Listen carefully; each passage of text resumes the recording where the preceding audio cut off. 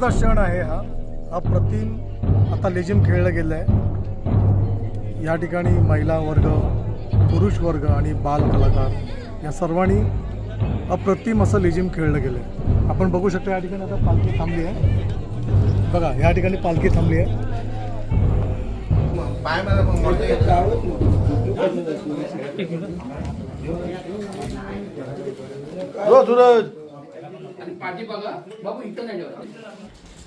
आपण आता संदेरी गावात आहोत.